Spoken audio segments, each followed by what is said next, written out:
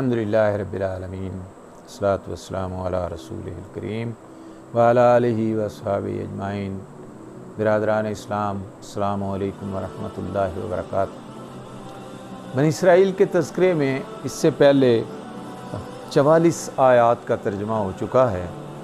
मैं उससे आगे चलता हूँ।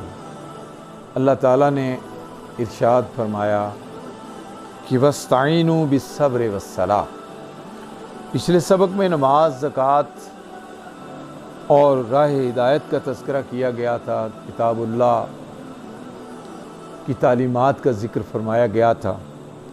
अब इसी बात को आगे बढ़ाया जा रहा है कि वस्ताइनु बिस्सब्र वस्सलाह, मदद लो सब्र और नमाज से। यानी ये रास्ता, ये कोई आसान रास्ता नहीं है।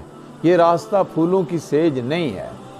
दीन का रास्ता, इस्लाम का रास्ता, ये कांटों भरा रास्ता है। नबी अकरम सल्लल्लाहु अलैहि वसल्लम ने इरशाद फरमाया कि इस रास्ते में अगर आजमाइश नहीं आई तो समझ लो ईमान मुकम्मल नहीं है। और इस रास्ते में कभी भी आजमाइश की तमन्ना ना करो, लेकिन जो आजमाइश इस रास्ते में आए उसको सब्र के साथ जो है वो बर्दाश्त करने की कोशिश करो। मेरे भाइयों, अल्लाह ताला फरमा रहे हैं कि सब्र और नमाज, ये दो चीज़ें ऐसी हैं कि जो इंसान को ताकत बख्शती है। सब्र जब इंसान करता है तो अपने ऊपर जबर करता है, और जबर किस लिए करता है? अपने रब की रज़ा के लिए करता है, अपने रब की रज़ा हासिल करने के लिए करता है, अपने रब के दीन पे चलने के लिए करता है। और नमाज उसके लिए बेहतरीन तरीका है जो अल्लाह और बंदे के दरमियान राब्ते का ज़रिया है। नमाज वो बेहतरीन चीज़ है जिसमें बंदा अपने रब से महवे गुफ्तगू होता है। अल्लाह ताला फरमा रहे हैं कि नमाज और सब्र से मदद लो, कि बेशक ये एक मुश्किल काम है और उन लोगों के लिए मुश्किल नहीं, इल्ला अलल खाशिईन, जो अल्लाह ताला से डरते हैं। यानी बुनियादी चीज़ क्या है? खौफ खुदा। जो अल्लाह ताला से डरते हैं उनके लिए कोई काम भी मुश्किल काम नहीं है। ना अल्लाह के दीन पे चलना मुश्किल काम है, ना सब्र करना मुश्किल काम है, ना नमाज पढ़ना मुश्किल काम है, ना ज़कात देना मुश्किल काम है, ना दूसरे दीन के काम जो है वो मुश्किल हैं। अल्लाह ताला के इस कायनात के अंदर कलमे को बुलंद करने के लिए जिद्दोजहद भी कोई मुश्किल काम नहीं होगा जब आप अपने रब से डरते हैं। यानी एक इंसान की अपनी चाहत है। हदीस कुदसी है, अल्लाह ताला इरशाद फरमाते हैं कि है मेरे बंदे, एक तेरी चाहत है, एक मेरी चाहत है। अगर तू मेरी चाहत पे आ जाएगा तो तेरी सारी चाहतें पूरी कर दूंगा, और तू अगर अपनी चाहत को अख्तियार करेगा तो तू ना दुनिया पा सकेगा ना आखिरत पा सकेगा। तो फरमाया कि उन लोगों के लिए मुश्किल नहीं है जो अल्लाह ताला के फरमा बरदार बंदे हैं, उससे डरने वाले हैं।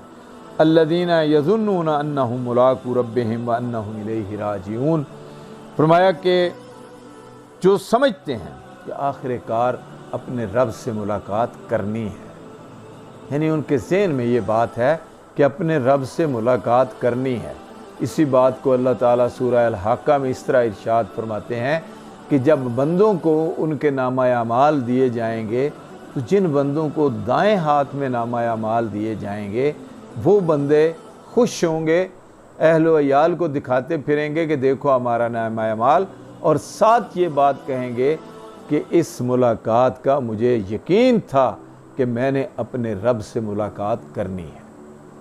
और वो लोग जिनको नामा अमाल उनके बाएं हाथ में दिए जाएंगे वो कहेंगे कि लोग तो कहते थे कि अपने रब से मिलना है, लेकिन मुझे इसका यकीन नहीं था, लेकिन आज वही मामला मेरे सामने पेश आ गया है कि मैं अपने रब की बारगाह में खड़ा हूँ और मेरे पास कुछ भी नहीं है।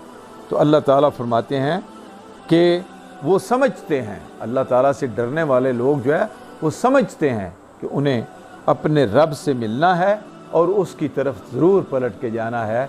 यानी ये दुनिया की ज़िंदगी आर्जी ज़िंदगी है, असल ज़िंदगी और आखिरत की ज़िंदगी है। दुनिया की ज़िंदगी बेवफा ज़िंदगी है, आखिरत की ज़िंदगी पायदार ज़िंदगी है। दुनिया की ज़िंदगी फ़ानी ज़िंदगी है, आखिरत की ज़िंदगी हमेशा रहने वाली ज़िंदगी है। उस पे जब यकीन हो जाएगा इंसान को جس انسان کو بھی یقین ہو جائے گا، یہی بات بنی اسرائیل سے کہی گئی، یہی بات امت مسلمہ سے بھی کہی جا رہی ہے کہ اگر تمہیں اس بات کا یقین ہو جائے کہ دنیا کی زندگی میں ہم نے ہمیشہ نہیں رہنا، آخرت کی زندگی جو ہے وہ پائیدار زندگی ہے، تو اس کے لیے وہ کسی شاعر نے بڑا خوبصورت کہا ہے کہ غافل تجھے گھڑیال یہ دیتا ہے منادی، گھڑی وقت کی گردوں نے ایک اور گھٹا دی۔